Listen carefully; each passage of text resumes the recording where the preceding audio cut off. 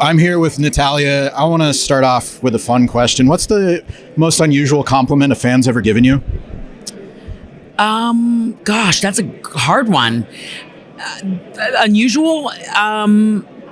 Yeah, we know you're a great wrestler. We know, the Hart family dynasty. What's like something that you're like, They named okay. their baby. Somebody said they once named their baby after me, and I was like, oh my gosh! Like I was like very flattered, but also like I was like I wouldn't even name my baby after me. Okay, that's definitely a huge Compliment, but very unusual. Okay. Just first name, I guess. Yeah, Natalya. Okay. It wasn't like too borderline. Okay. So you've I just mentioned you're a great wrestler. You've accomplished a lot in your career.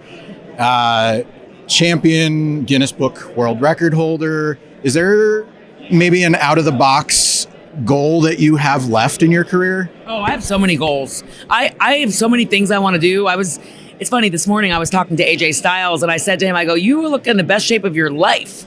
I saw Randy Orton the other day and I was like, Randy looks like he's in the best shape of his life. We're just getting started. And I think like, because, we've been in the industry myself and people like Rey Mysterio, and I don't want to put myself in their category because I am a humble person, but then I'm like, gosh, sometimes I'll do it. You're in the category. Well, you just got to give yourself credit for having that kind of longevity. And I was saying to AJ, I'm like, you just look better than you've ever looked before. And I feel like for me, I'm just getting started. There's so many things that I want to do, so many women I want to compete against, so many titles that I haven't won.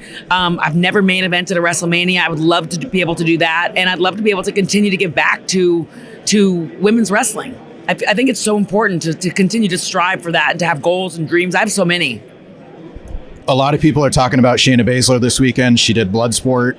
Is that something you'd ever consider doing? Yeah, I actually trained with Shayna and Josh Barnett prior to Shayna ever coming to WWE. It's how I met Shayna. I ended up getting her a tryout with WWE. I had so much fun training with her and Josh, and she was interested in being in WWE. I was like, let me get you a tryout, and so it's funny how our two worlds kind of combine. But I would love to do something like Bloodsport. I would love to do. I love how WWE is doing more. Like Triple H is allowing our world to be more open to, like we'd never at Rumble, for example, to have Jordynne Grace compete in the Women's Royal Rumble. It was amazing. And for me, I was like, you know what? I would love to go to TNA and wrestle against Jordynne Grace. I would love to go to TNA and I would love to pull Gail Kim out of retirement and to work with her. I mean, like Gail Kim is a dream match, a dream opponent of mine. But like, I love how Triple H is letting us do more stuff like that.